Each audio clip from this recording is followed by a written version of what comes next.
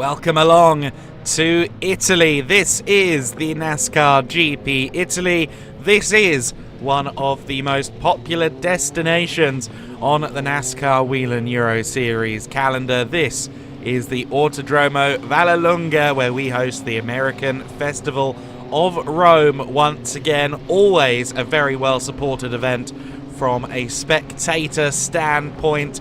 Well supported as well by the Italian legends that you just see on track at the moment. But in just a few minutes' time, it will be the sound of V8 echoing through the outer Lazio countryside as we fire up the EuroNASCAR Pro and EuroNASCAR 2 machinery for their respective qualifying sessions. Some fans already in the grandstand, not quite 10 a.m. yet. I think a few people still on coffee number one of the day and making their way towards the circuit. But there is going to be a lot of local interest. As always this weekend, quite a few local stars to support in the EuroNASCAR classes. And of course, some of the best racing we saw all year came at Vallelunga last year, as well as some of the most physical racing. There was quite a lot of bumping and barging 12 months ago here at Vallelunga. This is a circuit that offers quite a few technical challenges across its 4-kilometre length. Some nice banked corners as well. The kind of area surrounding the paddock almost looks like it could be a short oval in its own right. There's also that very, very fast run down to the first proper braking zone, the kink that is turn 1. Then the fast sweepers down towards the two 90-degree right-handers that make up turn 4 and 5. Good overtaking opportunities as well at turn 7, turn 8, possibly turn 10 as well. A favourite overtaking opportunity, but it's one of those circuits that seemingly, if you are not quite all the way aware, you could have a move made on you at just about any corner of the circuit. It lends itself well to the EuroNASCAR style of racing. And I'm guessing, Andre Viegold, you've spoken to more of the drivers so far this weekend than I have. I'm guessing that a lot of people who are quite happy to be back here on this soil. Yeah, thank you so much for having me, Adam. I'm so glad to be back at Vallelunga, and the drivers, they are really happy to be back at this track because it's a driver's track. Everybody in the paddock tells me that this is a track where you can make differences with your skill set. So you have the first two sectors, and then the last sector is quite technical, so you have to have a lot of skill set there. Different kind of racing on different sectors at that track, and everybody tells me you need to be brave, you need to be 100% comfortable with your car, and then you have the opportunity to make the difference as a driver, not only with the car or with the car setup. It's also in the hands of the drivers, and that's why a lot of drivers really love the track, because they can do the difference, they can be the factor, win or lose, and that's why a lot of people really love to be here at Autodromo di Vallelunga. And you already mentioned one thing that I really like. You said it's like a short oval. In the past it was a horse racing oval, and then the whole road course developed around it, and therefore we have a little bit of NASCAR style heritage here. I like it. It would be interesting, isn't it, if they built that little 100 metres or so of tarmac to make an oval. Yes. Maybe we could do oval on Saturday, road course on Sunday, or something like that. That would be funny, wouldn't it? But it is. It would be amazing. Really. Yes, I know. I would make the investments myself. I would need a sizable loan. Though.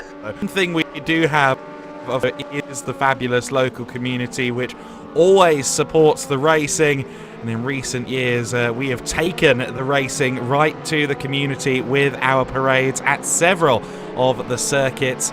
This, no exception, the Roma Campagnano area being treated to the sounds of V8 thunder right within their main street.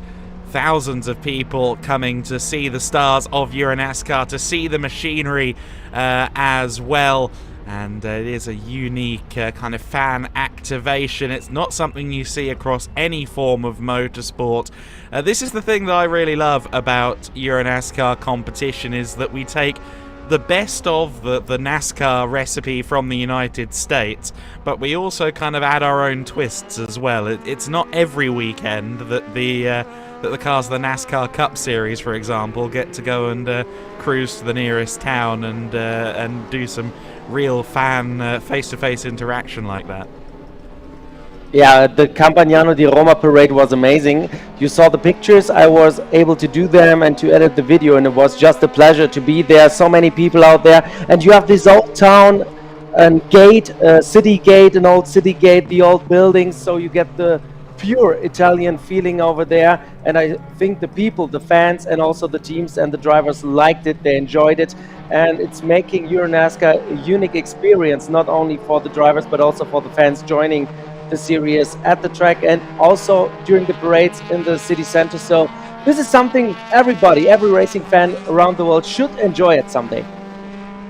There's a big sector of society that would be annoyed with me if I didn't ask you one question that I'll get to shortly, because we firstly see the point standings. Vittorio Garelli, 75 points, just 9 points clear of Goossens and Lasser there.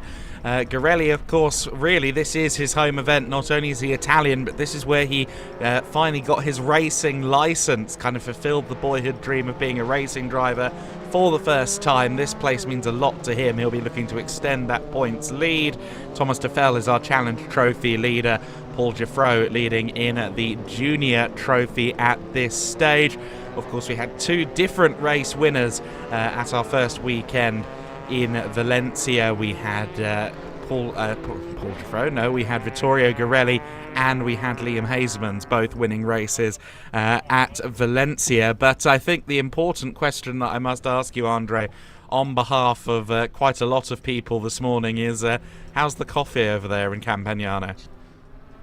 It's just amazing. To be honest, Italian coffee is the best one you can get. So this is all I can say. And the funny thing is, we have a lot of Italian teams here, and when you go past the garages in the paddock, everybody is inviting you. So I had already a couple of them. He's fully caffeinated, ladies and gentlemen. Excellent 100%. Stuff. One thing that I love to see there is we get a look at the EuroNASCAR championship structure there, the EuroNASCAR Pro, the EuroNASCAR 2, and then the Teams Championship as well, factoring in all of the races across the weekend. Good breakdown there of our two trophies within the EuroNASCAR Pro as well, the juniors, the under 25, the challengers for the elite amateur division drivers, and then the three trophies in EuroNASCAR 2, rookie trophy, legend trophy, and lady trophy. One picture that was very good there in your compilation from the parade was Ryan Vargas, who really has been soaking this all in. I was talking to you just before we came on air.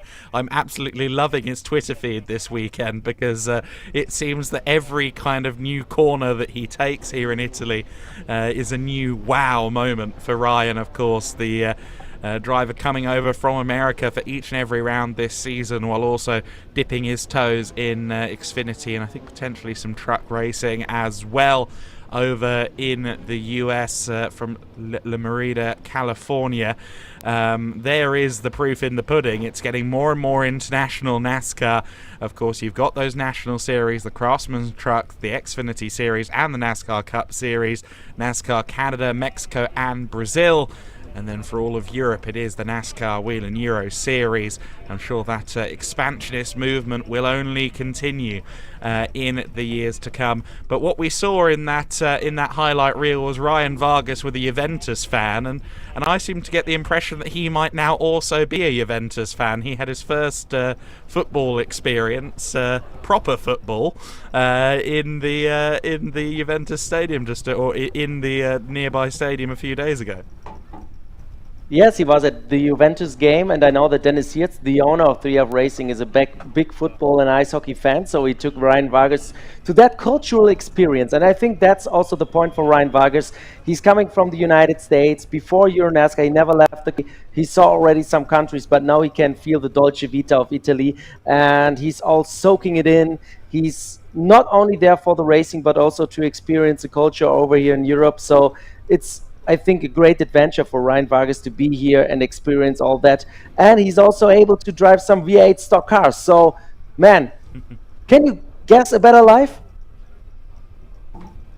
No, he's a great story. Is Ryan Vargas? He's quite open about the fact that he has craniosynostosis and is a great ambassador for that cause as well. I've seen him actively reach out to people within that community, and he really does show his skills very well on both sides of the Atlantic. Here is our calendar then. Valencia already in the rear view mirror, Vallelunga now, and we're really getting into the swing of things. Two unique circuits coming up next. Brands Hatch Indy circuit, the most one-of-one 1.2 miler in the game.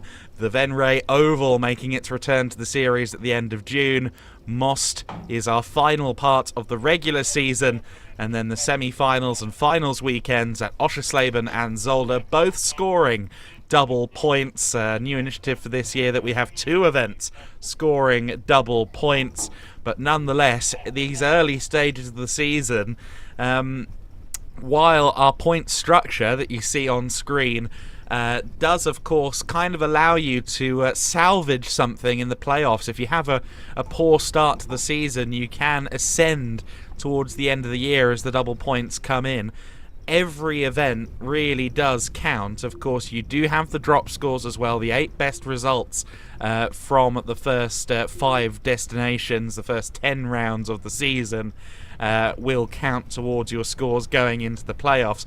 But you can't afford too many slip-ups. That 2 rounds being deleted isn't that big of a cushion when it comes down to it, especially in racing as frenetic as the NASCAR Whelen Euro Series. Those who are consistently up there in the first phase of the season, in the regular season, are going to be those that come in very much on the front foot into the playoffs. Yeah, definitely. And we already had some drivers with a tough start to the season. Look at Vladimiros Tsortsis. He cannot afford any mistake anymore if you want to be a title contender in EuroNASCAR Pro. Or Tobias Daunhauer,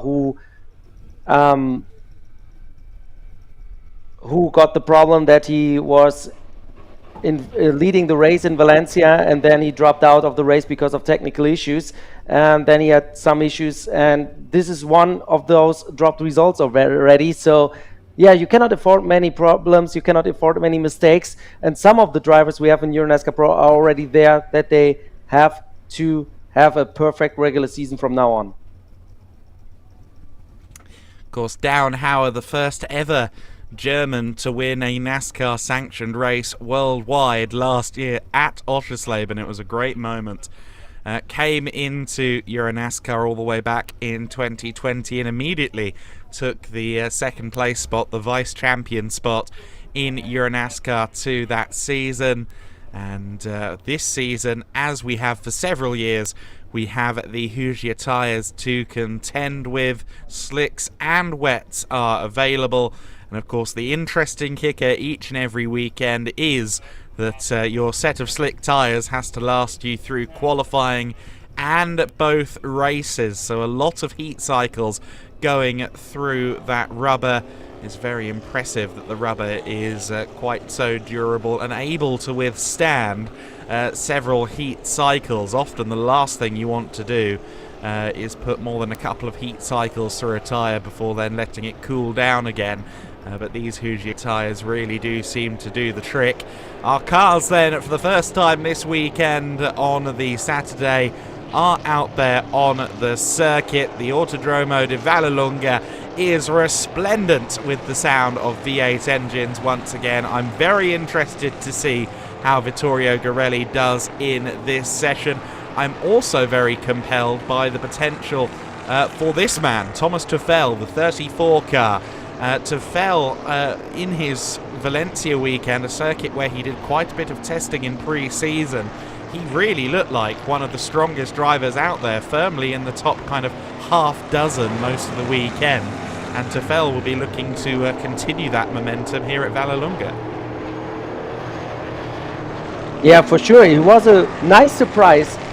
Toppel did a lot of work in winter to get the momentum, get up the pace. He's coming from motorcycle racing, and he adapted well to auto racing. But at the moment, we really see him with a steep learning curve. He's really putting a lot of effort into his racing program, and he was a really nice surprise and one of the guys we have to take a look on in the 2024 EuroNASCAR season, because I think with the maximum track time he gets from pulling double duties, he's going to be one of those interesting newcomers we have in the series. And yeah, it's really nice to have the competition shaking up a little bit with new guys coming up the ranks. So Thomas Toffel, really impressed by his performance, but let's see what he's doing in Italy, because here he didn't test.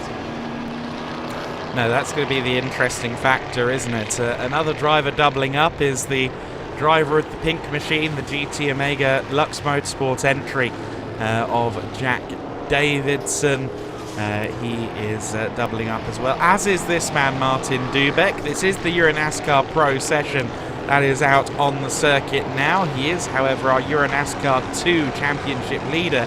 Hence you see the red banner signifying a championship lead on the number 7 Hendricks Motorsport car. A great start to his EuroNASCAR 2 efforts in 2024. Did get a little bit physical with garage mate Gil Linster in the first race at Valencia in EuroNASCAR 2, but that's all seemingly water under the bridge, and he'll now be looking to get a good position in both of these qualifying sessions. Of course, marginal differences between the two qualifying sessions in terms of format. This is a 15-minute session that then leads into a 5-minute Super Pole session where everyone will do 2 laps, and then it is just a straight-up 20-minute qualifying session in EuroNASCAR 2. So 2 slightly different formats, but equally compelling qualifying sessions as a rule. We've already mentioned Vittorio Garelli. He comes in as championship leader. He'll have a lot of local support, but so will Claudio Remeggio Capelli. Of course, Legends Racing is very popular in this region, and we saw those cars out on circuit while we were leading you into this morning's broadcast. We also saw him out there in the lead up to this morning's broadcast. He's already been out on the track this morning, and while you can't really get a bit 2 more different race cars than a Legends machine and a NASCAR, that very recent track experience may help Claudio Remeggio Capelli. He's the only driver out here today who kind of knows what condition the track is in currently. Yeah, that may be an advantage, but also the switch from a really small, not so powerful Legends cars to a EuroNASCAR car. This is really interesting how he's doing it, but I think the additional track time he gets, and also the advantage of knowing how the track is, how the conditions are, how the temperatures are, can maybe a advantage for him later on in EuroNASCAR 2. So we have to take a look at Claudio Capelli, and I think he's also one of those guys really climbing the learning curve in EuroNASCAR, and he's not only one of the title contenders for the Legend Trophy. I think he's really one of the guys who may be fighting for the overall EuroNASCAR 2 championship if he gets the consistency in. Quite possibly the case, yes. We see the 24 car then. This is Vittorio Garelli for PK Car Sport. Still something that I'm having to contend with in my mind, that he's a PK Car Sport driver now, but it's a combination that seems to be working very nicely indeed. Our current benchmark on the timing sheets is being set by Ulysse Del So, however, for the Speedhouse team. A 142.697 is your current benchmark. Gianmarco Ercoli with a 142.897 is second position, just 0.2 of a second off, but that's going to shuffle a lot over the course of this session, and in fact it already has. Thomas Toffel goes fastest at 142.345. It's early doors in this session, and of course if you want to be a factor on the first 5 rows of the grid, you only need a top 10 within this session before we move into Super Pole. So perhaps not everybody putting everything into this session to maybe preserve those tyres. That's the balancing act that you have to contend with in this format. Is you really, because it's such a close field, you can't afford to take too many risks in terms of not taking this session seriously. You've got to get a fast time in the books. But what you can't afford to do is burn the tyres out in this first qualifying session and then struggle for it, not just in Superpole, but then in the 2 races using the same tyres as well. We saw a lot of drivers last time having to do lap after lap after lap at Valencia because their times carried on being deleted for track limits. There doesn't seem to be any of that issue this time around. And while I've been talking you through that, we've seen a lot of faster times come in, including what I'd suggested the first proper benchmark, a 140.411 from PK Carsport's Vittorio Garelli. Garelli is not hanging around this morning. Yeah, and I see something very nice because Julian Rehberg yesterday had some issues with his gearbox. I quote, "The clutch melted yesterday," so he's in this session without any pre-practice, and it is his first EuroNASCAR Pro session. He's pulling double duty as well in the 77 Chevrolet fielded by Brimotion, and he won both junior trophy races in Valencia and EuroNASCAR 2. A very young guy from Germany in the 77 car, at the moment 23rd place. I got an update right now. So it's good to see the 77 car back on track after they had so many issues yesterday. A melted clutch, and it was not possible to switch it that fast, but Brimotion did a really good job in the afternoon and the early evening to get the car back on track. I had a melted clutch over the winter, but that was in a 1.2 litre Kia Rio, not quite the same issue. The number 50 car of Liam Hazeman's powering down at the back straight then. Hazeman's currently 5th fastest. He's also now gotten under the 141 barrier, a 140.998. He's behind Giuffreau, Lasser, Delso and Garelli. I would say that 4 out of 5 of those are people you would have definitely put money on to be in the top 5. But Ulysse Delso, I would suggest, is putting in one of his best performances of the season so far in this qualifying session. He was kind of on the fringes of the top 10 last time out at Valencia, but it seems like he's really taking to the Vallelunga circuit. Yes, it's really surprising because yesterday in free practice he was quite under the radar, but free practice is always really hard to judge because the drivers can choose whatever racing tires they want to use, new ones, old ones, so the lap time sheets at the end of free practice may not show the real strength of the drivers. Now they're all on the same tires, brand new slicks from Hugier, and Ulysse Delso, he already proved in EuroNASCAR that he's capable of winning races, of winning championships. In 2018 he was the EuroNASCAR 2 champion, and Speedhouse is always doing a great job in preparing the cars, so maybe Ulysse is joining the party in Italy. I'm really curious to see what he's capable of doing. And we know he's capable of a lot, of course, a former champion here in the EuroNASCAR paddock. Just been kicked out of the top 10 is Ryan Vargas, but he's in contention for the Superpole session. Certainly, he was 10th place. He's now down to 11th because we've had a couple of improvements out there on the circuit. The American driver who, of course, broadly speaking, the first phase of this season, every weekend, is a step into the unknown. He competed with us a couple of times in 2023, of course. It will be the playoffs where things start to feel familiar to him, Oschersleben and Zolder. But the entirety of the regular season will be new to him, albeit he'll come into Venray with more oval experience than just about everybody else on the grid. Sebastian Bleekemolen has more experience, generally speaking, than just about everybody, with the potential exception of Mark Goosens, two of very fabulous GT racing names on this grid. Bleekemolen, he was a driver that had absolutely no luck, I think it's fair to say, at Valencia. And it wasn't just him either. Melvin de Groot as well with the 69 car. This car was repaired so many times by Team Bleekemolen. They did an admirable job of getting the car back out there, but it always seemed to get caught up in something out on the circuit, and usually it was not really anyone's fault. They had a puncture while Bleekemolen was, of course, leading the race in race 1 at Valencia. They got caught up in the big one on the approach to the first corner in EuroNASCAR Pro Race 2. It was a very trying weekend for the 69 team. Yes, and I have some news there. They use a brand new chassis here today. So after the big one, they had to switch the chassis, and it's a brand new under the 69 body.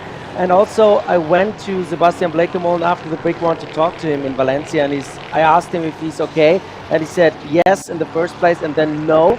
And I asked what's wrong, and he said, yeah, I have a broken car, I have a broken ego. So he put a lot of pressure on himself, and he said I was one of the guys responsible for the big one, and he also got penalized for that. So he took the responsibility for it. Of course, it was a very dynamic situation, and everything happened in split seconds. But Blakemollen, yeah, now with the new chassis here. Okay, interesting. Top 10 at the moment then. Vittorio Garelli with the benchmark for everybody, a 1 minute 40.116. Paul Defro is next, second fastest on a 140.668. Then it's Delso third, Ercoli fourth, and Lucas Lasser in fifth position. Blakemollen sixth, Hazeman seventh, Tobias Downhauer eighth fastest. Then it's Martin Dubeck and Fabrizio Armetta, who once again looks very strong in the 55. He's been really solid so far this season. Goossens 11th fastest, Vargas 12th fastest. So a couple of drivers who could yet contend, move up into the top 10 just outside the fringes.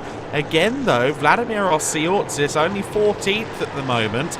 He will feel like he definitely has the pace underneath him to potentially be in that top 10 shootout. I mean, in qualifying over the last couple of years, Osiortzis has arguably been the quickest driver across both paddocks, across EuroNASCAR 2 and EuroNASCAR Pro. But it doesn't quite look like it's hooked up for him so far this year. Yeah, that's right. He's also switched cars for this event. He was in the 5 car in Valencia. Now he's in the 1 car at Vallelunga. He got a new sponsoring deal, and he's now driving in both divisions as well. So Osiortzis may adapt a little bit more to the new car, because you know, Adam, they are all the same. They are spec cars, spec chassis, but little differences between the car can make a difference in how you feel the car and how you can get to the limit and get the maximum out of it. Even if they are all the same, little differences make sometimes a difference also in that. Have to wait and see if you can adapt to the car and get the maximum results he wants to, because he's one of those drivers. He cannot afford any more mistakes after a tough start to the NASCAR Pro in Valencia. So Osiortzis a little bit under pressure, and that may also be one of the things he has stuck in his mind, because you cannot afford any mistake. You want to be one of the EuroNASCAR Pro contenders, and Osiortzis, yeah, he has to deal with the pressure and also with the situation of switching cars. Yeah, the car switch is definitely not a small thing at all, as you say. Race cars, even when built to an identical spec, can end up very different. Just circumstance can dictate that. You sometimes get cars that are absolutely perfect, absolutely hooked up, and other cars that maybe aren't quite the same. They all feel a little bit different one way or the other. This is the 43 car, Riccardo Romagnoli, and this is Vittorio Garelli, who, as the clock hit 0, has had the benchmark time still over half a second clear of everybody. Garelli has probably done the most laps of Vallelunga of anybody in EuroNASCAR Pro. I'm thinking that maybe Claudio Remeggio Capelli isn't too far off him in terms of the both championships, but Garelli using that track knowledge, using that experience to his advantage. And this combination of Garelli and car sport is once again just kind of sitting in my eye line as something that's going to be very hard to beat. The question is, will anybody just outside the top 10 be able to beat the 141.335 on their final flying laps? Because that's the benchmark that Dubeck has set. Currently 10th fastest at 141.335. Will we see any improvements? Armetta, Romagnoli, Osiortzis and Vargas are 11th to 14th positions. but it doesn't look to me as though we're getting particularly much movement on the timing screen. So we may well have our top 10 for Superpole that you see on the timing tower solidified, because as Garelli makes it around the final couple of corners, still not seeing any changes. And that looks like a very interesting top 10. Garelli fastest, Dufresne second, Delso, Erkeli, Lasser your top 5, Blekemolen, Hazemans, Goosens, Downhauer and Dubek your top 10, who will advance into the Super Pole session. There you see it on your screen. A nice mix of all the top teams in the series as well there. 7 teams in the top 10, and quite a few nationalities as well. Of course, for local interest's sake, 2 Italians in there, not just Vittorio Garelli, but of course the defending champion Gianmarco Erkeli. Erkeli, another driver who didn't really get the weekend he'd have liked at Valencia. Of course, he had the fabulous news of welcoming his first child, but the actual on-track action, he seemed to be slightly on the back foot. I think that my colleague Andre is already down there, and after his interview, of course, with Vittorio Garelli, I'm sure we'll hear from him in a couple of moments' time once Garelli is unplugged. Adam, Yep. we still have to wait for Super Pole. Super Pole, sorry. Yes, sorry. I'm sorry for that, Nate. That's my brain having a moment. It is still quite early, and not a coffee drinker, so I don't get to benefit from the fabulous Italian caffeine that you have flowing through you at the moment. Thomas Tefel, not quite in the top 10 this time around then. 17th fastest, but still looked like he was setting consistent and fairly fast pace, so I wouldn't mind betting that he ends up in the top 10 once we get to go racing later on. Jack Davidson 16th fastest as well, so a couple of the drivers running within Challenger getting some good results on the board. In general, looks like a very competitive field here. The entire grid split by just over 4 seconds, from Strickler down in 26th to Garelli in first is 4.4 seconds, and moreover the top 17 split by 2 seconds. So it looks very, very strong here. And of course that is all while considering the fact that Garelli was half a second quicker than anyone. So it's a very tight looking midfield, but everyone has a bit of work to do in the upcoming Super Pole session, at least within the top 10, to catch Vittorio Garelli. Yeah, just take a look at the top 10. Garelli, EuroNASCAR 2 champion. Paul Dufresne, EuroNASCAR 2 champion. Delso, EuroNASCAR 2 champion. Erkeli, EuroNASCAR Pro champion. Lasser, also champion before NASCAR joined. We have Blekemolen, one of the top contenders and race winner. Hazemans, EuroNASCAR 2 champion. Mark Goosens, also one of the guys with a lot of experience. Downhauer, a race winner, and Dubek, another EuroNASCAR 2 champion. So experience pays off at a track like this here at Autodromo di Vallelunga. And I was expecting that experience and pure pace will make a difference here, and other drivers who have not the experience like the guys in the top 10, they struggle a little bit. But I think at a track like this that is so technical, so fast, and where you need to be brave, I was a little bit expecting exactly what we saw there. It's a great facility, the Autodromo di Vallelunga. We've seen some brilliant racing here previously, of course. Just getting a look back at some of the highlights from previous events, and this circuit always is a popular one for the fans as well. They'll be hoping to see some of their local heroes hold the tricolor aloft once again this weekend. There's that final corner where I suspect we could see some side-by-side action. However, what I am seeing, if I'm not mistaken, is a little bit of rainfall. Is that just me? I think I'm seeing a bit of precipitation out of the windows. You're right. You're right. You're totally right. Okay. There's rain.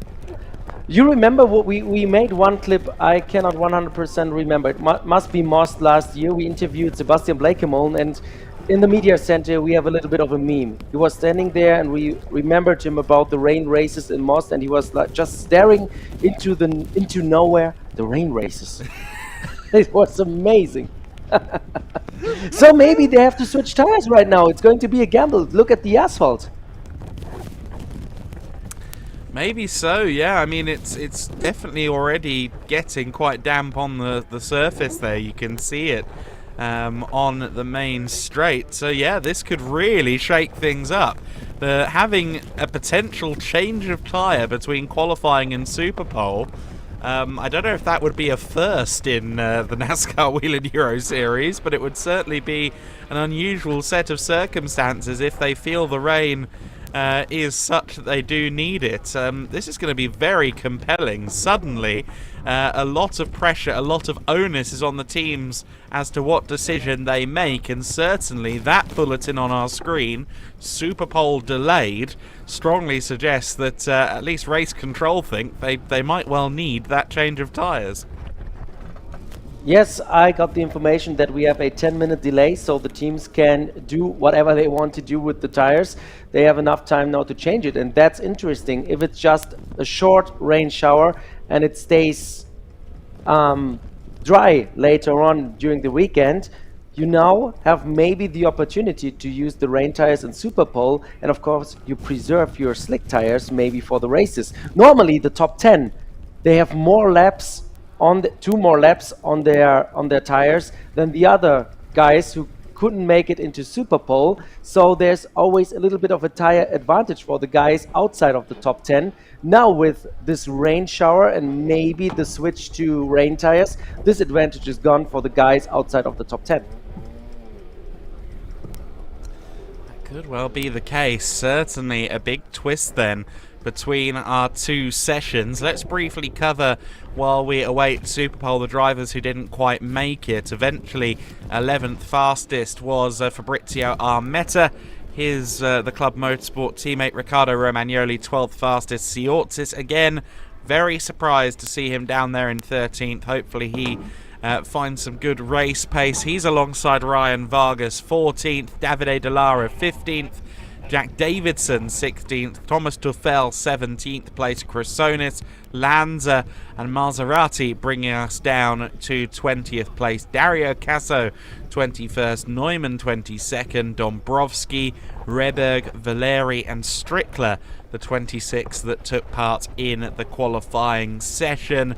But there you see the spectators in the stands, and you can still see a little bit of rainfall. It doesn't look that bad. It looked like it got quite damp quite quickly, but it doesn't look to me like the worst of showers at the moment. So I'm compelled to see whether anybody does actually make the shift over. In fact, I'm not sure I'm seeing any rainfall currently, but it's difficult to see from here. Yep. But the important thing is that the session is delayed by 10 minutes, and I mean, this could be a really good thing for the teams. If it does kind of come back in the next couple of minutes and really start to fall, they'll be very happy that their cars aren't out there on slicks, because that can only lead to trouble. Yeah, and I checked the rain radar and there's nothing. There's not even that shower there. So I don't think there's a big rain cloud or something coming to the track at the moment. That's at least the forecast I got from the internet. So this is going to be interesting. I think the racing light will dry out quite fast, but you only have 2 laps in Superpole. So what's the right decision? The teams are now trying to figure out, and yeah, we will see who's the best in those conditions. If you're going out with slicks, I think again, not only the track but now also the conditions will make it a driver's thing. The driver will make the difference, who can cope with these conditions the best. Doesn't look to me like it's wet enough to validate the use of the treaded tyres, but I could be wrong. We'll see if anybody makes the call to get onto the treaded stuff then for the Superpole session. You can see there the weather tower being flung around by the wind, it does look like it might be a bit blowy on certain parts of the circuit, although the flags aren't being too disturbed around the main paddock by the looks of it. Just saw someone wearing one of those umbrella hats as well. I think that was down at Promotion, where the crimes against fashion are taking place. Tobias Downhauer, we'll see whether or not he makes the shift over. Now, if I remember correctly, the wet tyres for the NASCAR Whelen Euro Series still feature the original Hoosier logo, and the slicks feature the new ones. Is that still the case? I know that was the case previously. So that might be an easy way to tell. Yeah, could be, but I don't see any movement in the boxes, in the garages, so I think everybody's still on slicks. We saw Franck Viola, the team owner and team principal of RDV competition, standing in front of his car, the number 3 car, making the call over the radio, talking to the spotters, because they also have now the tough task to judge the track. They are on the grandstand, they can see a lot of pieces of the track, and of course they are in the weather, and maybe they help now the team crew chiefs and the team bosses to make the right calls. But I think nobody will change to rain tires, because it was just some drops of rain, but no shower, no real shower. No. We saw there the 90 car being looked at and tyres being changed, but of course that's not in the Super Pole session. That will be a change from the EuroNASCAR Pro set to the EuroNASCAR 2 set. That's what most of the teams will be doing now outside of the top 10. You can see it did certainly dampen the pit apron. It's certainly not dry out there, at least in terms of the surface, but of course I think this is going to be nonetheless a slick shod session for everybody.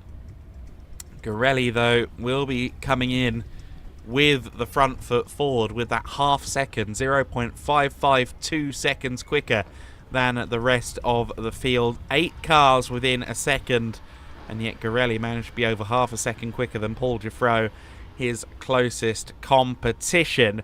Of course, Gorelli, the 24 PK car sport car, is exclusive to EuroNASCAR Pro as well, which means that he probably has a slightly less stressful weekend than some of those around him, because for those who do have another driver in, quote, their car during EuroNASCAR 2, that's always the most edge-of-seat viewing experience you can have, knowing that anything that happens to the car in that race could have a knock-on effect on you. Yeah, that's definitely one thing, but also you get some rest. When you have a second driver, you have some rest, and in Italy it's quite warm. In the morning it gets cold, in the evening it gets cold, but when the sun is coming out it's getting quite warm and really physical. So if you have to pull double duty, it's also depending on your physical shape, and you have to be focused all the time, and it's all in your hands. That can be an advantage, but also the disadvantage, because the other guys just putting the feet up and just relaxing a little bit, getting the body back into a good shape, and they don't have to be focused all the time. They can rest. And I think, yeah, the additional track time sometimes can also be an advantage, but on the physical side, driving all the races, all the sessions can also be a disadvantage. It depends on the driver, I guess. Yeah, of course. But Adam, just one question, yeah? You and me, as, let's say, not even amateur racing drivers, what would be your call? I would stay on slicks, but I'm not sure if I could handle the car even in the best conditions. So what would be your choice? I definitely stay slicks based on how the circuit is looking on the pictures around the circuit. That looks like slick weather to me. I thought for a minute that we were going to have that drama, that rain shower, but if it had stayed for 5 minutes, it would have probably been on the verge of needing the treaded tyres. However, the reality is I think we probably had about 60 seconds of rainfall, and that was it. So I think they're going to be okay. If anything, I think everyone now at this point is just eager to get out there. But we'll see who decides to do what. I think everybody will be on those slicks ultimately.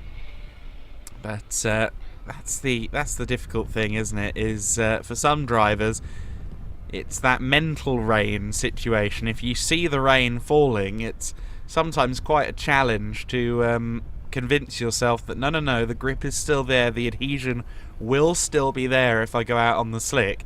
It's a very difficult thing to ignore the rain and its potential consequences for a driver. I'm interested to see quite how much this order shuffles up in the Super Pole session. I expect that Garelli and Dufresne are among the two that will be challenging for the front row, and they were, of course, first and second in the qualifying session. And, well, I think that maybe the likes of Haseman's, maybe Downhauer as well, who are currently, or were, 7th and 9th respectively in qualifying, I could see them moving up a little bit without too much trouble, because both of those drivers usually very quick, usually very competitive. We see there the number 3 car of Dufresne being pushed out onto the fast lane with the slick tyres on the car. I suspect that is the case across the board. We're just a couple of minutes away then from Super Pole. Yeah, I wanted to tell you, I think the engines are fired up again because my table in the media center is shaking again, because the media center is placed right above the garages, and when they turn on those V8 engines, everything is shaking up here, and I can really feel and I can hear it, that we're going to be back to green in, well, we see it now on the screen, countdown to green in about 2 minutes. Maybe race control opted to go at 10:40, so we're ready to go, and the order we have right now is the order we had in Q1. So Super Pole, Girelli should be the first one on track, and also having the advantage of the clean air. He has nobody in front of him, no traffic. Everybody gets 2 laps, and then we know who's on pole position for the first EuroNASCAR Pro race that will take place today. I do think that even though this is definitely slick weather, I do think there might be a couple of additional challenges. That first section of the circuit, the fast sweeping right-hander into the left, where they're already right on the verge of hitting the grass and the gravel, taking that corner at full chat. That's when the weather is perfect. Now that they've got even a whiff of slippery conditions out there, that corner might be a bit of a different proposition for our drivers. I wouldn't mind betting that a couple of these drivers either push it too far or don't want to risk doing so. Even though this is Super Pole, even though this is a valuable session, I wouldn't mind guessing that at least a couple of these drivers decide to maybe utilize their discretion. But of course they have this outlap now to figure out exactly what's going on underneath them as they roll for Super Pole. Then 2 flying laps for everybody as the cars make it out onto the circuit, and it will be this man, Vittorio Garelli, as you said, Andre, that leads them around. Will it be Garelli on pole position then? 4 minutes and 50 seconds on the clock to determine that. And Vittorio Garelli makes his way out there, being pursued pretty readily by Paul Dufresne. I don't think anybody is taking it too easily in this session. And that's because, of course, they want to try and figure out quite what the track is doing on the first lap, on the sighter lap, and then use that information for the next 2 flyers. I don't think we're going to have any real consideration of the wet. It looks to me like that track is basically as it was after the qualifying session, even with that little rain shower. Let's see what happens then. These two among the favourites, the 24 and the 3, Garelli and Dufresne.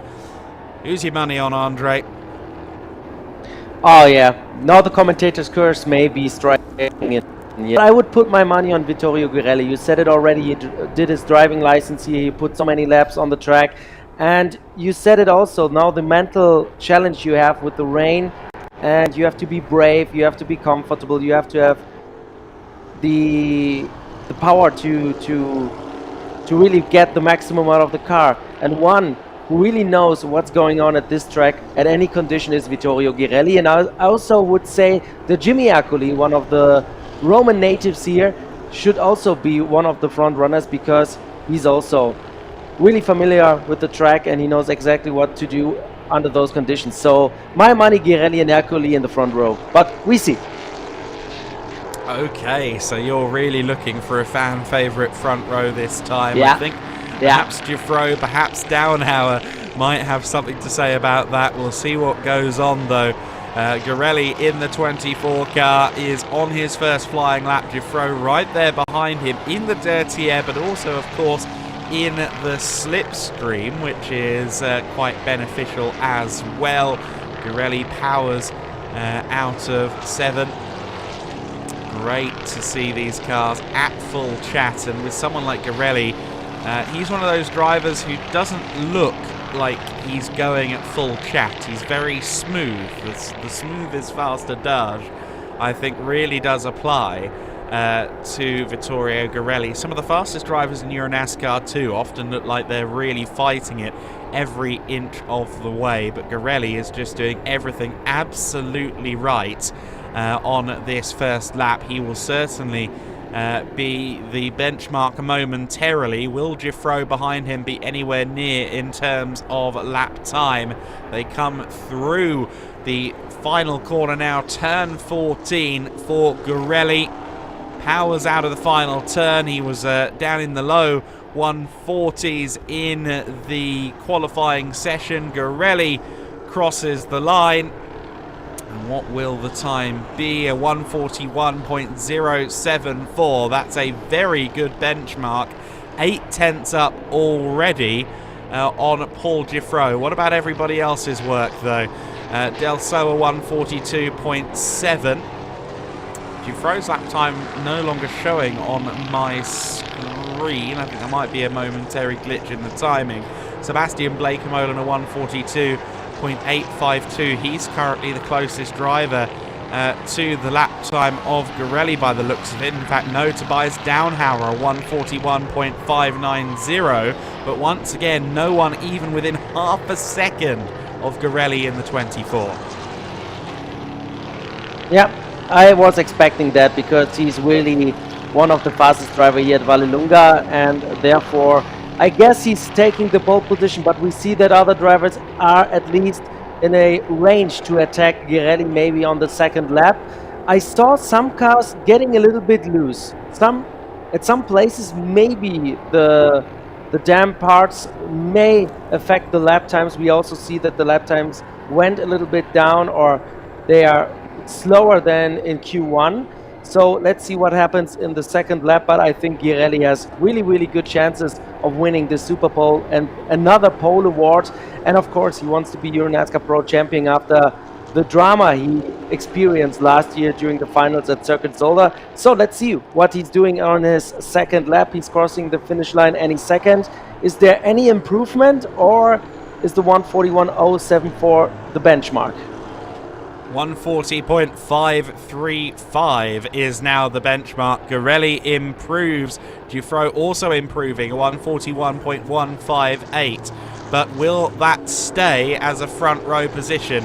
Ercole, a 141.451. He's going to miss out on that forecast front row. We've also only got 9 cars running according to my timing screen. Downhauer across the line. Let's see what kind of lap time he puts in. It's a 141.378. So Downhauer just misses the front row. Martin Dubeck has only just set his first flying lap according to my screen, but he does end up 10th fastest, a 141.958. But nobody able to get within half a second of Ghirelli. 0.6 of a second the gap between Ghirelli and Giuffreau. If Andre hasn't already left, I will now invite him to leg it down. I will know. Yes, probably for the best, because this man will be waiting for you, Andre.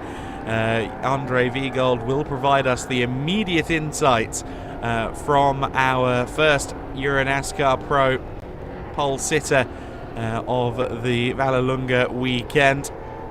Of course, the race 2 grids on Sunday are formed by the fastest lap times in race number 1. So this is our only qualifying portion of the weekend, and it's Vittorio Ghirelli fastest of all. And Paul Giffreau, the man who follows him into the pit lane, will join him on the front row of the grid. Dowenhauer and Goossens, 3rd and 4th fastest. Erkeli and Lasser, 5th and 6th fastest. Delso and Hazeman, 7th and 8th. Blakemolen and Dubeck rounding out your top 10 in that session. Only one of those drivers, though, was able to break into the 140s, and that was Garelli. A 140.535 was our pole time. Next best lap, a 141.158. That is a hugely impressive performance once again from Garelli. Exactly 8 tenths covered 2nd to 10th place, and yet over 6 tenths between 1st and 2nd.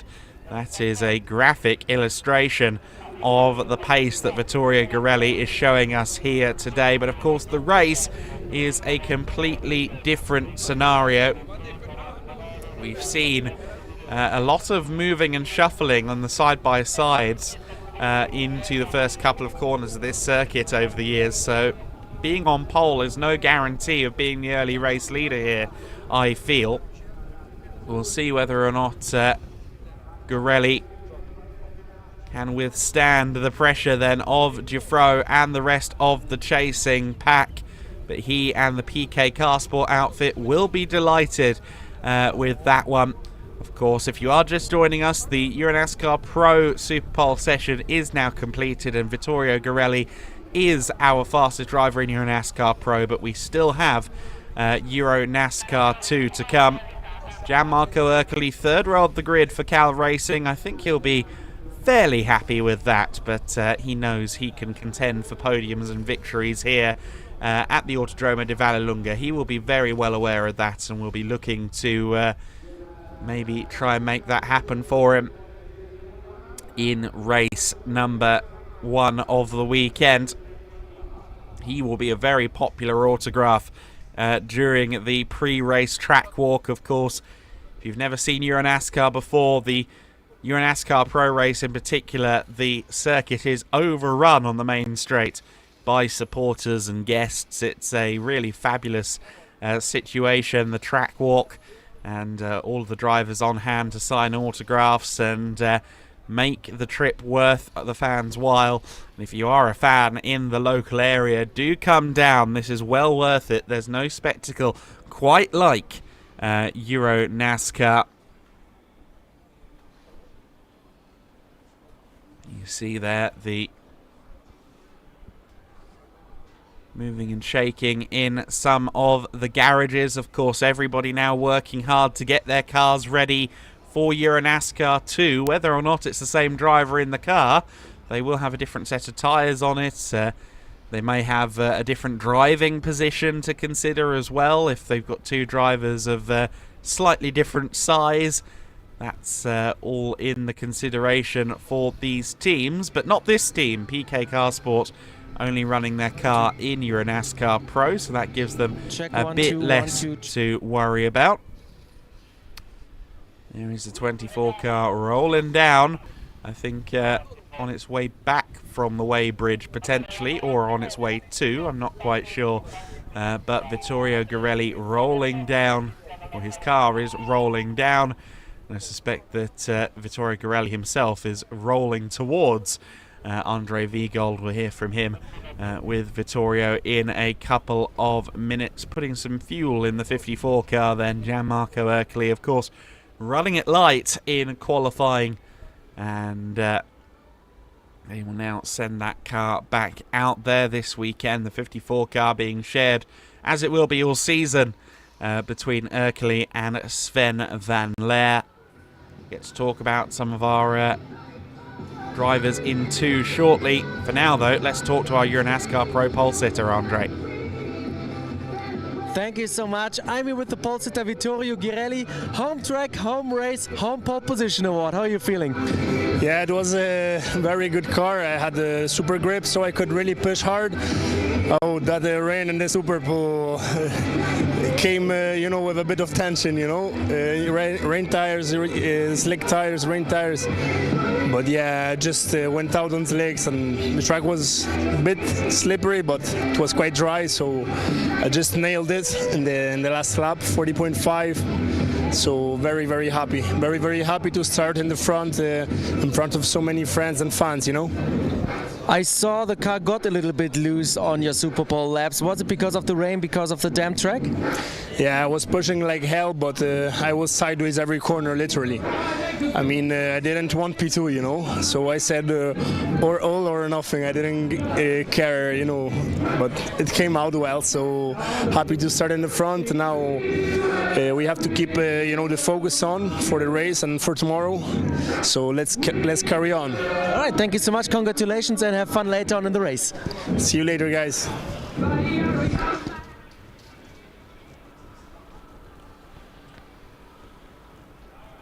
He holds his pole award loft then. Very exciting times for Vittorio Garelli. He must feel like he's having his strongest season to date so far in the NASCAR Whelen Euro Series. Last year with Team Blake & Molen, he was a championship contender right up until the end of the season. As we alluded to earlier on, as Andre mentioned, the last event at Zolder not quite going his way, actually spinning under safety car in very difficult conditions. But Garelli looks like he's on song here at the Autodromo di Vallelunga, that much is for certain. The EuroNASCAR 2 qualifying session then is up next out on the circuit. It will be 20 minutes, no Super Bowl to consider, just a 20-minute qualifying session. And let's see whether or not we have any surprises to contend with here in the EuroNASCAR 2 Championship. We currently have a compelling looking points table. Martin Dubek, of course, topping it on 75 points. Patrick Schauber is second in the championship currently on 69 points. So he's just a few points back from Dubek. Tefel third in the championship, again very strong at Valencia the season opening weekend. Capelli and Dombrowski rounding out the top five. Of course, Capelli leading the Legends Trophy for some of the more senior drivers. And then Julian Rehberg, sixth overall at the moment in the standings in EuroNASCAR 2, and also leading the Rookie Trophy. Julian Rehberg for the promotion team looked very strong indeed in the Valencia season opener. One of the drivers that have come up through the driver recruitment program that was held over the winter. And a few young talents have come into EuroNASCAR 2 by those means and immediately shown themselves very strongly indeed.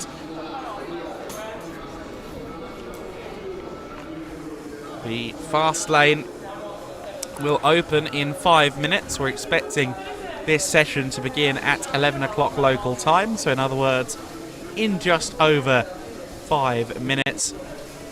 There is the cockpit of one of the Cal racing cars. That is the 88 machine that Roberto Benedetti has now gotten into. Max Lanza was in the car during the EuroNASCAR Pro session. There you see the roof scoop on the roof of that car. That's one of a suite of improvements that have been made to the car coming into 2024 to improve cooling for the drivers. Of course, the roof scoop. There are also improvements to ensure greater reliability, durability, and indeed speed for our EuroNASCAR competitors, and they seem to be working nicely so far. The new for 2024 improvements and updates, the EuroNASCAR package continually being worked on, continually being improved upon. And we're seeing the efforts being used by our teams there. The big fuel tank in the back of the car, you see there too. We're just working on measuring up the 24 car at the moment. Car being scrutinized to make sure that all was above board, of course, in the qualifying session, the Superpole session that we just had. Of course, already wearing those red banners from the Valencia round. Our championship leader is Vittorio Garelli, and he once again comes in swinging here at the Autodromo di Vallelunga, a circuit where he did so well and really kind of established his 2023 title bid. He's already firmly established his title bid this year at Valencia at the season opener, but looking to continue that in Vallelunga. Of course, we alluded to the constant improvements and striving to make the package better and better in EuroNASCAR. Of course, one thing that has been added to the package this year is the Venray Oval. So the Oval is back. We do love the Oval, and very exciting to be back there for the first time in quite a few years. A lot of these drivers will be new to Oval racing when they arrive there on the final weekend of June. That will certainly be a great atmosphere when the cars head to the Oval. Of course, before that, we've got the American Festival of Rome, and then the big American Speed Fest event at Brands Hatch, one of the most eagerly anticipated events of the EuroNASCAR calendar. I've already been to Brands Hatch this year on other commitments for Ferrari, and talking to some of the personnel at Brands. They're all very excited to once again welcome the American Speed Fest in. Not just a racing event these days, they've got a great lineup of country music on the bill as well. Speaking of music, there is, I believe, our guest musician for this weekend. We always have exciting guests in the EuroNASCAR paddock. And this weekend, our Grand Marshal is the Cameroonian artist Locke, who will be giving some of the most who will be giving us some of the most famous words in motor racing. That, of course, being drivers, start your engines, and they will be starting their engines for this qualifying session in 1 minute and 14 seconds. And there is Jack Davidson's car being analysed before out there onto the circuit.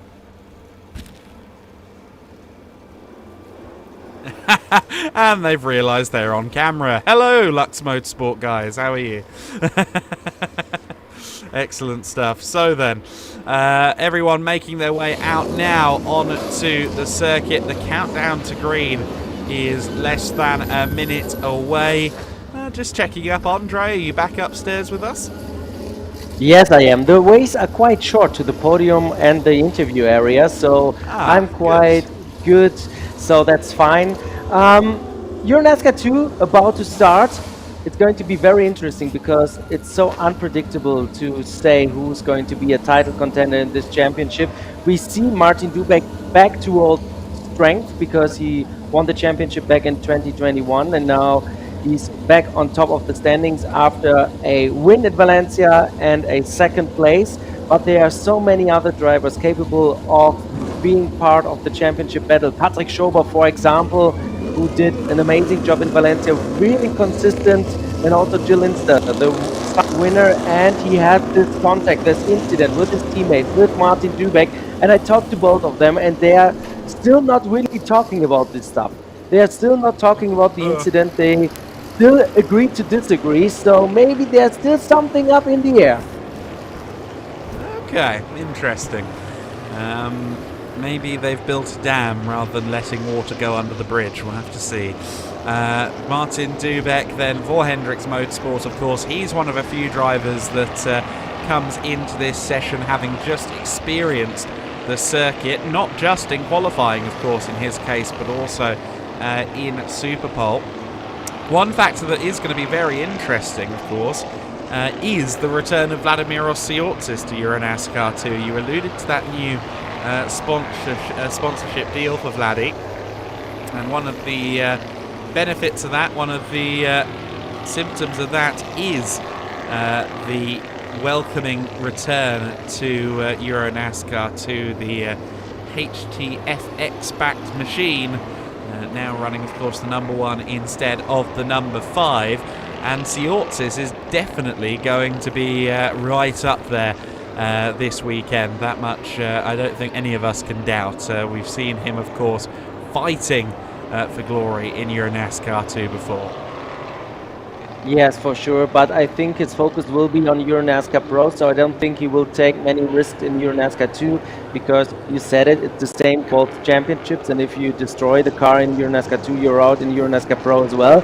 And I know that the focus for the Cypriot from Nicosia is still on EuroNASCAR Pro, but he wanted to do that last year as well, and then he became a title contender in EuroNASCAR 2, so we have to wait a little bit what happens. We see what Siortzis is going to do, but the additional track time will for sure help him to get used to the new car, the number 1 car fielded by Academy Alex Caffey Motorsport. Of course, a very experienced team in EuroNASCAR.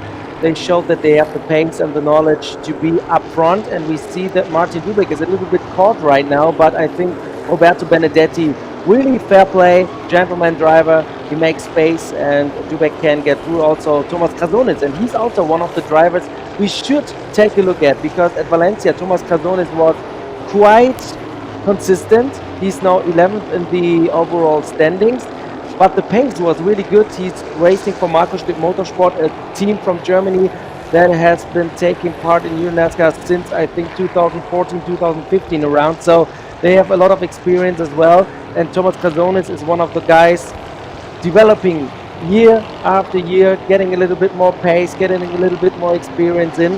So the Greek may be one of those guys up front in the top 5 at some point of the season. Quite possibly, yeah. One of his best looking weekends, I would say, at Valencia. Looked very impressive and indeed very fast in the Valencia weekend. Krasonis, who debuted in EuroNASCAR back in 2019, 3 top 10s last year in EuroNASCAR, and this is his first season where he's doing the double dip across both championships all season long. So that could benefit him as well, for the reasons that you're alluding to with Siortzis, and of course with Dubek, who is competing in both as well. It will be Dubek then that launches the early benchmark across the bow for everybody, and it's a 1:44.462. We know he can be quicker than that. We know that the times will get quicker than that. But of course, with the 20-minute qualifying, there is a little bit more time to wind yourself onto the pace. However, I think quite a few of these drivers will also be looking to get it done, of course, in as few laps as possible to preserve these Hoosier tyres, as durable as they are.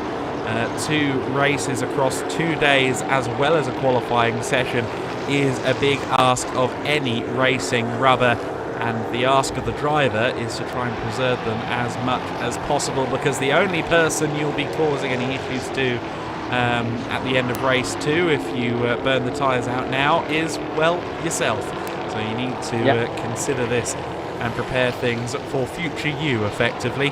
Roberto Benedetti looks like he's strong at the moment. He was letting Krasonis and Dubek through, but actually I think he might have some remorse on that, because he looks like he's got good pace and is actually having a look to the inside of Krasonis there at turn 11. Jack Davidson just following them through as well.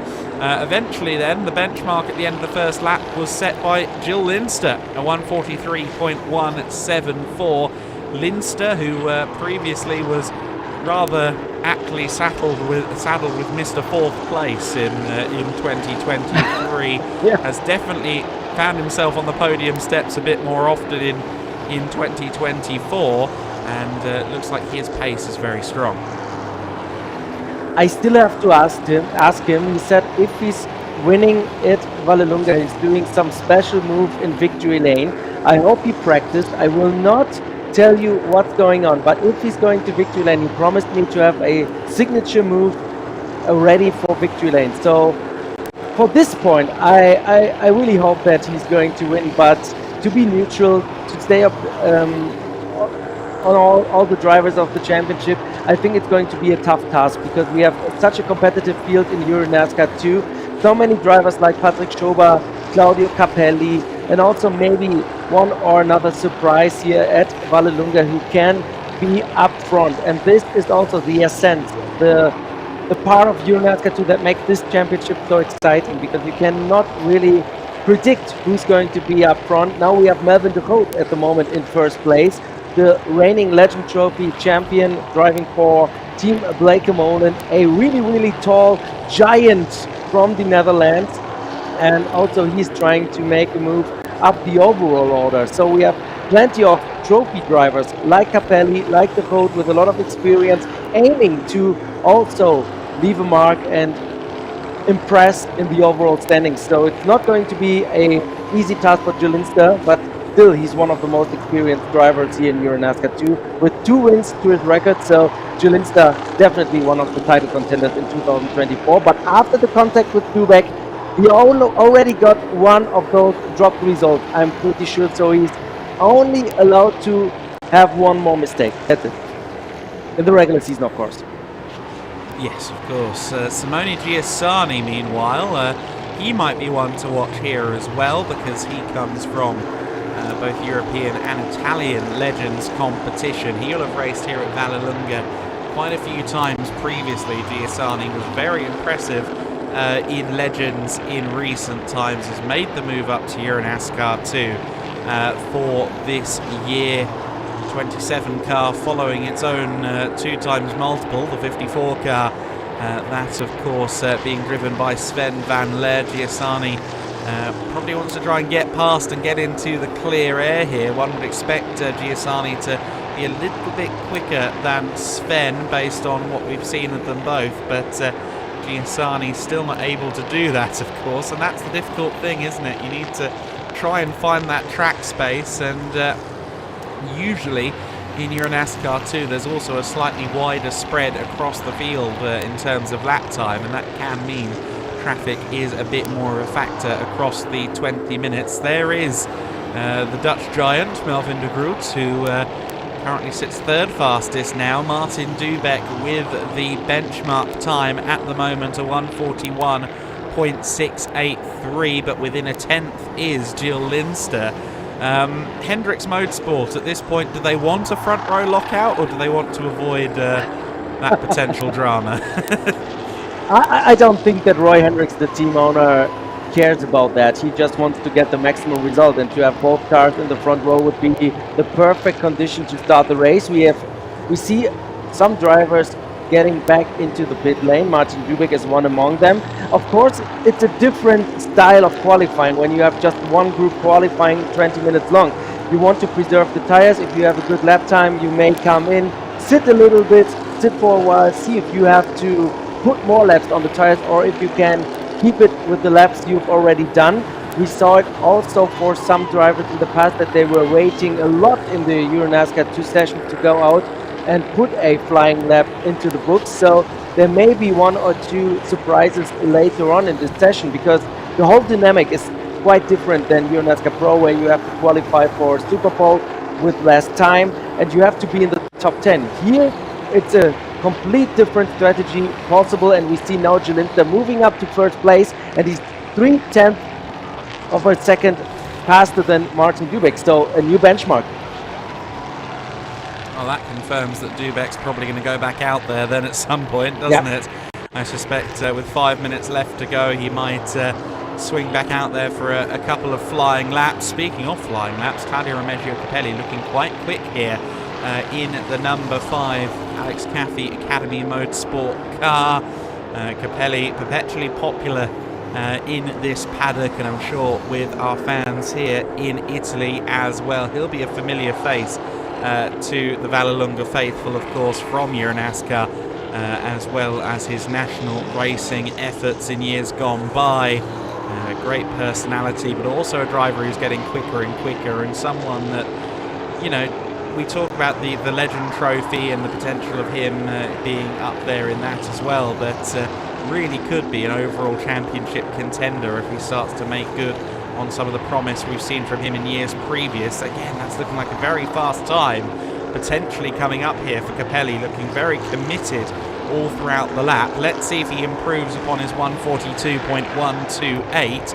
We're focusing on the number 8 car of Mario Ercoli, but what's going on with Capelli? He moves up to 6th fastest, to 141.875, so he does improve there. Roberto Benedetti, though, all the way up in 5th position. He seems to be really gelling well with the Cal Racing car this morning. Thomas Dombrowski, he gets a face full of dust, but from whom? Somebody kicking up some clouds there ahead of the Team Blake Molan 66 car. Dombrowski, of course, debuting in EuroNASCAR last year, looked very impressive last year. And of course, season 2, he'll be looking to get even better still. Ariana Casoli, I think it was, that kicked up the dust. She is looking to go quicker on her newest flying lap. In fact, I think it might be her first flying lap because she hasn't got a time on the board just yet. As you alluded to, everybody approaching this 20-minute session differently. Some of them deciding to wait a little bit before heading out onto the circuit.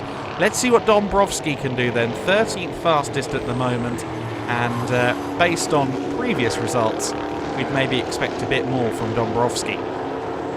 Yeah, he did a really good job. He was dominating the Rookie Trophy in the early stages of the 2023 season, but in the end he was beaten, but still he showed a lot of potential. Is he moving up the order? I think I still have him in 14th right now. So no better lap time for Dombrowski, but like you said, he did a good development over the season. At the end, he lacked a little bit of luck maybe, but he's one of those guys we count on to climb the ranks when he gets more experience in auto racing. And last year he already showed a glimpse of the potential he has. It's a very young French guy, really nice guy, really friendly, always smiling in the paddock. He's really enjoying the whole EuroNASCAR spirit with all the American-themed events, with the close contact to the fans. Of course, this weekend again we have amazing grid walks where the fans can join the grid, the drivers, the teams, the cars before the EuroNASCAR Pro races. This is always one of the most unique moments we have here in EuroNASCAR. And also the EuroNASCAR 2 drivers are then on the grid to give some autographs, to take some photos. And I know that Thomas Dombrowski really enjoys being one of those drivers, one of those heroes in those V8 cars. And I think he's doing a good job. But like I said before, Autodromo di Vallelunga, it's a driver's circuit. It's a circuit where experience may be one of the key factors. And yeah, as a new driver, as a rookie driver last season, he of course has not the experience like Jill Linstar, Vladimir Tsortis or Claudio Capelli, and this may make a difference here today. Certainly, experience counts for a lot at this circuit, as you said earlier on. And the 99 car going around at the moment. Dominic Schack, of course, at the wheel. Oh no, Ariana Casoli with a stop out on circuit. That's on the approach to turn 11. The Speedhouse car with a problem. That's out of harm's way, I would suggest, so that shouldn't be a cause of any delays. Victor Neumann, meanwhile, in his AIX-backed car. Of course, AIX have just bought themselves an F3, F2 outfit in full, having previously sponsored the team. So we're seeing some moving, shaking and shifting from them in the world of motorsport, and backing Marco Stipp entry there, the 47 car. Being driven by Neumann, currently 14th fastest, and I expect him to be another driver that really starts to show himself as the season goes on. Having seen him in the British motorsport scene, I know that this guy can deliver. We have seen the 99 car of Dominic Schack earlier, and I was already laughing because I wanted to tell a nice story. He's coming from GT racing, GT4, GT3, and he made his way in motorsports to be a professional racing car driver, so he earns his money with that. And he joined EuroNASCAR back last year during his home Grand Prix in Oschersleben in Germany. And yesterday evening he was just joking around. He said, "Man, I'm so spoiled. When do we put some sequential gearbox into the car so I can shift like I'm used to do it in a GT car. And of course, he still has to adapt a little bit to the, pure racing machines we have here in EuroNASCAR.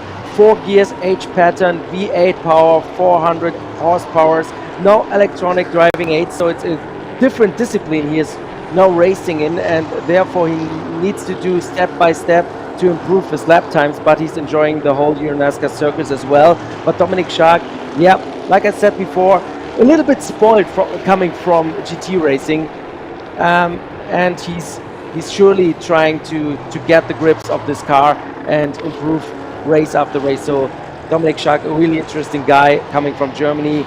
Also a family father already. I think his wife or girlfriend, I'm not 100% sure, is expecting the second child.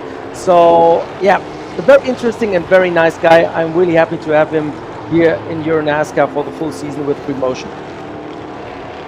Number 8 car going a little bit wide there in the hands of Mario Ercoli, who's currently 9th fastest in the session. You alluded there to the differences between GTs and these EuroNASCAR machines. I remember speaking to a GT driver ahead of his EuroNASCAR debut. He's like, I know you're a commentator, but any idea what to expect? I was like, well, take your experience of a GT4 car and then just imagine it more analog, and I suspect you're probably about where you need to be in terms of what to expect. There's the number 90 car going a little bit straight on there in the hands of Riala, but he manages to keep it on the tarmac. Across the line comes Melvin de Groot. Let's see what kind of time he puts in. Remains 4th fastest, currently on a 1:41.764 as his fastest time. No one has gotten any improvements in to get closer to Linster at the top then. 2 minutes and 30 seconds of this session to go. Linster currently looking quick. Dubek, as we anticipated, is back out there and trying to find some time with which to challenge for that pole position. And Vladimir Osiortsis, 3rd fastest as well. He's looking very strong. A 1:41.733, but Claudio Remigio Capelli has just gone 2nd fastest, a 1:41.682. Capelli in the number 5 car is on the move. Yeah, he's doing a really good job. I was looking at the standings and I saw 3 of the Legend Trophy drivers bunched up together. Capelli, De Groot and Benedetti, but now Capelli is putting a little bit of a cushion between himself and De Groot and Benedetti, who is doing a really good job in the 88 car, fielded by Carl Racing. Benedetti, of course, also one of those local heroes coming from Rome. He has a lot of fans here as well. De Groot went a little bit sideways there, got a little bit loose, and we see also that Thomas Cazones was quite slow on track. I don't know if he's in his in-lap, if he has an issue, or he's just looking to maybe find a gap to have a clean lap without any traffic. But that's also something you have to manage during these qualifying sessions. You want to have a clean lap without any traffic, without any problems, and it's quite hard to find it with 24 cars on track sometimes. But Linster at the moment, I think he did what he has to do, and he only turned 5 laps. In comparison, Capelli is on his 11th lap right now, so there you see the difference. Linster, he sent it, he got back to the pit lane, and now he's preserving the tires and just watching the timing screen, and he's hoping that it's enough to win another pole award. Let's see then if this man has anything to say about all of this. Vladimir Osiortsis. This could be his penultimate flying lap. He will cross the line just before the clock hits 0. Whether or not he decides to do another lap or not, of course, only he currently knows that. Just ahead of him there is the 77 car of Julian Rehberg. Rehberg shouldn't be too slow, so hopefully Osiortsis doesn't get compromised there. Capelli looking very slow across the line. That doesn't look like the start of a flying lap to me. Capelli then may have got to the maximum of what he could do in the number 5 car. 2nd fastest, or a 1:41.682 might be the best he can do. Is it good enough to stay 2nd? Osiortsis did not improve. He goes 4th fastest in the session, or remains 4th fastest in the session behind Martin Dubek. Can anyone get the better of Linster then? That's the big question. We've got seconds, negative seconds left in the session. The checkered flag has waved, so everybody is on their final flying lap. We see here the 48 car on the go. That's Nick Strickler in his machine. Oh goodness me, straying quite close to the outer curb at turn 10. He's taking some interesting lines there, trying to give these corners a wide berth, minimize the angle as best he can. There though is Gil Linster already out of the car, and I suspect, Andre, that you're going to head down there in just a second, and it might well be that man you end up talking to. Yeah, perfect. And I think one of our photographers, Bart Dahase, he's going to grab him. He already sent me a message. I'm already at Linster's garage, and I can bring him to the interview area. So I'm going to head down right now. Thank you so much, Bart.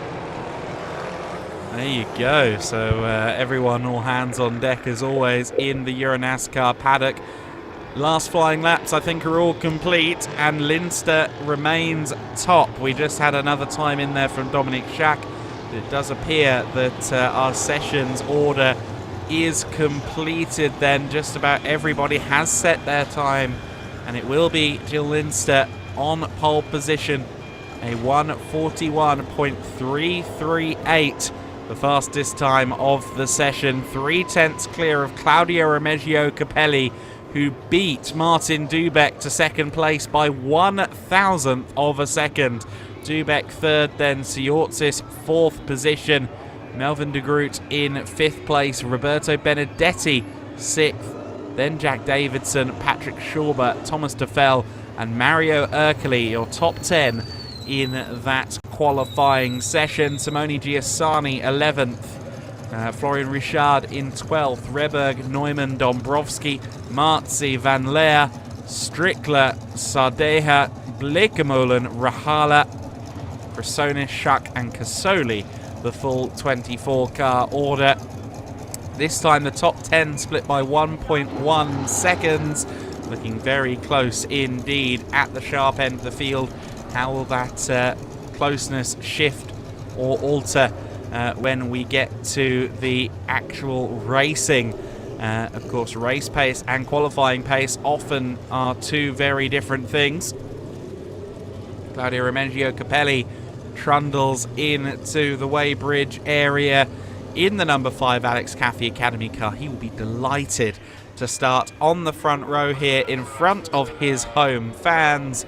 Being on the front row means that a lot of those home fans will no doubt flock to his car in the grid walk later on. The EuroNASCAR 2 qualifying session then is complete, and Gil Linster fastest, a 1:41.338, the fastest time. Some good performances there. I'd say Jack Davidson will be happy with the 4th row start as well. 7th place on the grid for him. Benedetti should be very happy with a 6th position in the 88 Cal Racing car. 1:41.854, a pretty strong time for him.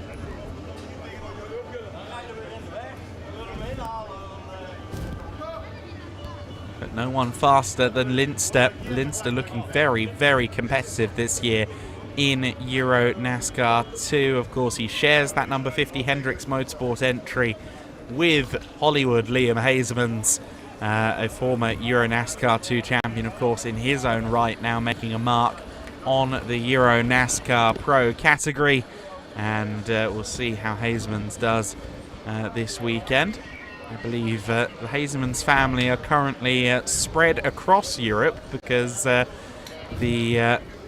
Lotus Elise GT1 that remains in the family is running at the Spa Classic this weekend, and I believe that it's Mike driving that car again, the elder Hasemans. I think Loris might be there as well, actually. I'm not quite sure. But certainly the Hasemans family busy and racing across the continent this weekend. The NASCAR Whelen Euro Series, though, is the focus for Liam Hasemans. He wants championships, and championships he will push for. I believe that down in the paddock some rehydration is going on for Gil Linster before he joins us for an interview.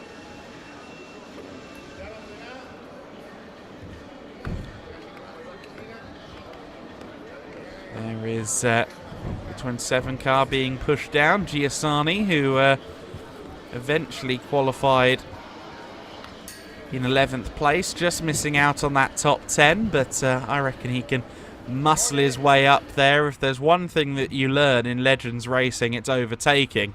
So Giussani will no doubt be well equipped to make some dives and lunges where he can.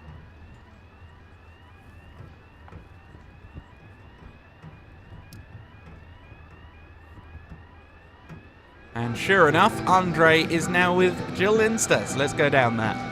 I'm here with the pole setter of EuroNASCAR 2, Jill Linster, another pole award for you. How was it out there? Very good. It was a little tricky because we had a little bit of sprinkles at the beginning. So yeah, but very happy with the car. Amazing to drive. I only have 5 laps on the tires, so in a good position for the race now. I was thinking about that strategy. You just sanded, you put in a lap, then you went back to pit lane. How is it then waiting in the car, not to know if you have to go out anymore? How is the information flow there? Yeah, you have your spotter and the chief of the team always like giving you the sectors of the other ones, and like, oh, that can be a good one, oh, that can be close. But yeah, at the end it was for us, and it was an amazing qualifying. I have to go back to Valencia. This time Martin Dubek will not, your teammate will not start next to you but behind you. Any thoughts about that? Oh yeah, I think like this is actually a very good position for us. We starting 1 and 3, so if we work together, we will for sure can make some meters on the competition, and yeah, hopefully we will not see the same little incident like in Valencia. But I think we are on the right way to work together. You said work together, so everything's fine again?